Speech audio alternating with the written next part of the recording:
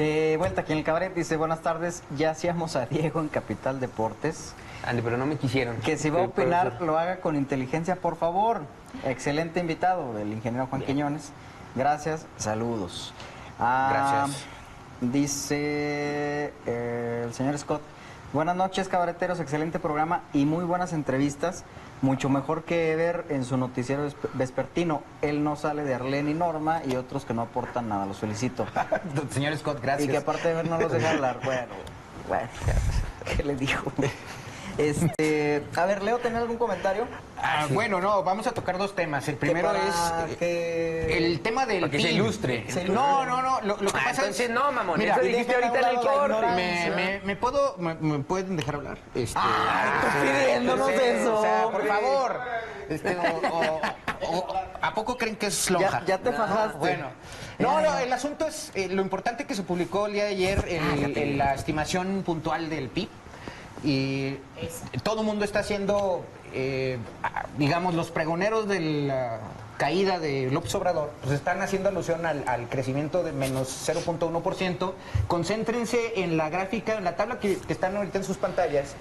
El PIB total, el extremo derecho, dice variación porcentual real durante 2019 respecto a 2018. Efectivamente, el PIB total cayó menos 0.1% en el año. Gracias, güey. Es crecimiento cero.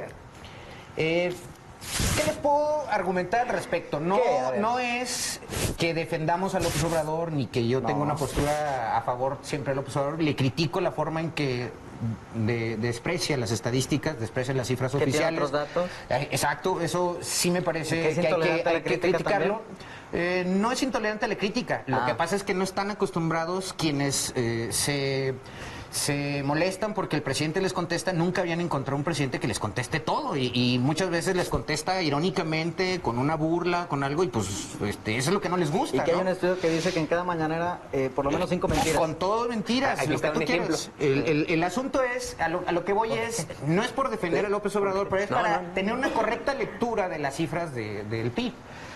Efectivamente hay un crecimiento cero, yo lo pondría en ese rango, en un año, pero es una cifra de largo plazo o de mediano plazo. ¿Qué nos indica ello? Yo me concentraría más en el asunto de las actividades secundarias que ustedes ven en menos 1.7%. Y efectivamente, si no hubiera un encono durante este año, que es un político, una lucha por el poder, en donde se rearmaron las estructuras burocráticas federales, se están sustituyendo equipos, para los opositores es destruyendo la economía del país, etcétera. Pues yo les pondría de ejemplo el menos 7% del PIB en un año en el 94-95, el menos 3% que cayó el primer año de Fox, el menos 3% que hubo en las épocas de Peña Nieto, y que además Peña Nieto, digamos que detuvo 3 años la inversión pública. ¿A dónde voy con esto? Yo me concentraría en las actividades secundarias. Nos hace falta la inversión pública, la inversión privada. Esto es parte del encono que hay. La inversión privada hace falta. La inversión extranjera directa sí ha fluido en el país, nos ha mantenido a flote, pero sí necesitamos que se pongan a chambear y que estos enconos políticos que hay, es decir, tanto mediáticamente como las grandes cúpulas empresariales, porque les quitó el aeropuerto, porque los tiene amenazados desde el poder político, pues me parece que ahí está el conflicto. Necesitamos esa inversión. Y hago una analogía rápidamente. Es como una pelea de box. Imaginemos a César Chávez, el gran campeón mexicano. ¿Contra quién? 12 rounds, es el campeonato del mundo. Y hay varias formas de ganar una pelea. Imaginemos que es el PIB, ¿no? Es el knockout efectivo, el knockout técnico, es la decisión unánime, la decisión dividida o el empate. 5 formas de ganar. Bueno, 5 formas de decidir un combate, ¿no? De las cuales el empate pues es nada para nadie, 2 formas de ganar y 2 formas de perder. Bueno, ¿dónde pongo yo la cifra del 0%? Para mí es un empate, nada para nadie. ¿Qué pasa? A largo plazo lo que te está indicando es que hay broncas en algunos sectores, como ya lo vimos, el sector industrial por la falta de inversión. Voy a hacer traer a la memoria de la gente la pelea de Meldrick Taylor con Julio César Chávez. La ganó Julio César Chávez. fue en el 90-91, ustedes todavía no nacían. No me acuerdo. La ganó, pero los primeros 11 rounds y todavía la mitad del último round, el 12avo, lo iba perdiendo Chávez. Ok. Sí, o sea, Y lo ganó por un golpe, porque lo noqueó, y fue un knockout efectivo en el 12avo round, pero ¿Quién ganó? Ganó Chávez, Ah, ok. ganó Chávez, pero justamente es a lo que voy. Fue un triunfo pírrico para mí, porque ahí nos dimos cuenta que el gran campeón mexicano había llegado ya a su cúspide. Ganó la pelea, sí, por nocaut efectivo, sí, pero 12 rounds la iba perdiendo. Entonces, técnicamente, ¿qué deberían de haber hecho Beristain en su esquina? Debería de haber notado y hecho ver que el campeón ya estaba de bajada. Preparar el otro bajó retiro la guardia y entró y resulta que fue exhibido. ¿Qué siguió?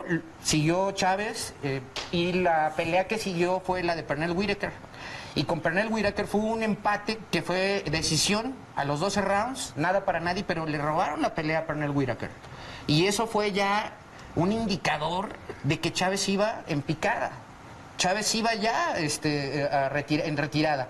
Siguió peleando y va con Frankie Randall.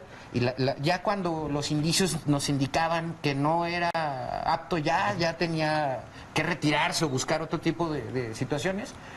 Y pelea y pierde con Frankie Randall. La primera vez que lo tumban, lo mandan a la lona y pierde el campeonato. Ahí es donde se dibuja. Hago esta analogía porque si bien en la pelea con Meldrick Taylor ganó, pues evidentemente perdió la pelea. La ganó con un golpe. Aquí, ¿qué indicador podemos o qué enseñanza podemos tener del PIB? Pues las cosas no están bien, pero tampoco es como para darnos un balazo en el pie y digamos que hay carnita que se le está dando a la oposición para tratar de ir en contra del López Obrador. Okay. El 0% de crecimiento lo que te está indicando es que necesitamos que fluya la inversión pública. Necesitamos que trabaje desde el gobierno federal ya los programas federales, sobre todo los que van encaminados a la obra pública, la inversión en capital físico.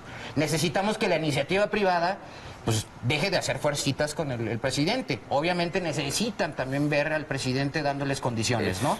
¿Qué es lo que abona en negativo? Lo que ahorita comentaba el ingeniero Quiñones, ¿no? La cancelación de Texcoco, el que haya no haya reglas claras, el que haya perfiles no adecuados, o sea, vamos, no es que todo sea perfecto, claro, sin embargo no estamos Pero tampoco es como que... No, o sea, no es que nos vayamos a... que estemos morir, ¿no? en camino hacia Sí, Venezuela. Es correctamente. Entonces, ese era mi comentario, esa era mi analogía. Lo dejo para el análisis. ¿Qué es? Este año es la prueba de fuego. Las cosas están puestas sobre la mesa para que haya acuerdos y fluya la inversión, sobre todo de empresarios mexicanos. Bien. Bueno, saludos para los de proyección. Sí. Y ya se nos acabó el tiempo, ¿no? Pues ya, gracias. No, no se crean. Ya no vamos a hablar de nada. No, claro, sí, ¿no? El tema de los Sí, feminicidios, pero- tenemos 4 minutos. Ay, A gracias. ver, Durango... Gracias a Borrita, es que es muy bondadoso. Se incrementó el número de feminicidios de 2018 de 4 casos a 11. Bueno, según la fiscal, porque pues acuerdas de que hubo más casos, Sí, pero que no no los- los tipificaron como feminicidios. Pero bueno, la fiscal tiene otros datos, como siempre, y a nuestro compañero Salvador no le contesta las preguntas, ¿eh? Hay un incremento del 175% de feminicidios.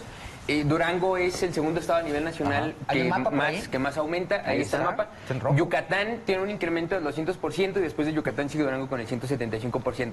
Híjole. Esos son datos, o esa gráfica la elabora, sin embargo, con datos del Secretariado Ejecutivo del Sistema Nacional de Seguridad Pública. Entonces, es lo que decía Eber. Pues únicamente estamos hablando de los feminicidios reconocidos por la autoridad como tal. Y aquí contabilizamos al menos 3, además de esos 11 registrados durante 2019, fueron al menos 3 que contaban con las características del feminicidio, y lo hablamos aquí y desmenuzamos Sí, el claro. artículo, y que la fiscal no quiso reconocer que era feminicidio, pese a ser un claro feminicidio. No, de ese tema no sé nada, ¿eh? Sí, ¿no? O sea, me queda claro, ¿no? Entonces, aquí la cuestión es, el incremento del 175% se queda corto. Seguramente estaríamos compitiéndole, si no es que hasta ganándole a Yucatán en un índice tan lamentable como es la cuestión de los feminicidios. Ha aumentado la violencia familiar, ha aumentado la violencia de género, ha aumentado los secuestros, y al final del día las más afectadas son las mujeres en prácticamente todo el territorio nacional. Claro, y vuelvo al meollo del asunto también. Aquí la cuestión, en la tarde también se dieron datos, Coparmex Index dio datos del el impacto de delitos comunes, ¿no? De bajo impacto, robo a casa habitación, asaltos, etcétera. Esta información, lo que debemos hacer es ponernos alerta y lo que debe responder el gobierno es política pública. Bueno, pues queremos ver cuál política pública están echando pero no a es andar. política pública. Además, recordemos que a pesar de que hicieron hasta lo imposible por negar la alerta de género, terminan aceptándola y eso te implica recursos Pero a muy ti a la como fuerza. entidad. Sí, no, muy a la fuerza, pero ahí tienen esos recursos. Claro. Y prácticamente todos Y se fueron. dependencias. Y prácticamente todos se fueron a la policía. Sí. Es decir, no hay un trabajo de prevención. ¿Qué ha hecho Laura Elena Estrada en el Instituto Estatal de la Mujer? Nada. Exactamente. Y no sirve más que para nada el instituto con esa Hace para el titular. instituto. Ahí es Sí, donde entonces, eso hablo de Y el política pública. municipio también. y en el municipio tampoco se ha dicho nada. Y es lamentable que mientras la cifra crece y de manera drástica, las autoridades en lo local guardan silencio. Paradójicamente creen que dándole más dinero y equipamiento a la policía se van a resolver No los funciona delitos. así, Pues claro tú ya que lo no. dijiste, son políticas públicas, Sí. se trata de la prevención y de atender el problema de manera transversal. Cuando crece el desempleo, crecen los delitos, los problemas interfamiliares. Bueno, pues ahí está el tema. Digo, esperemos que este año disminuya ese número, pero, a ver, por ejemplo, la Ciudad de México subió a 64, ¿verdad? Lo que estaba leyendo aquí, a 64 frente... Es un artículo publicado hoy en la revista Sin Embargo. Sí. Búsquenlo digital. para que ya lo puedan... Igual en la para que puedan página leer los detalles. del Cabaret vamos a compartir un enlace para que usted pueda verificar mejor los datos. Gracias, se queda con Salvador Mercado Hurtado en Noti 12, segunda edición. Mina Argumedo por su libro El Príncipe. Gracias.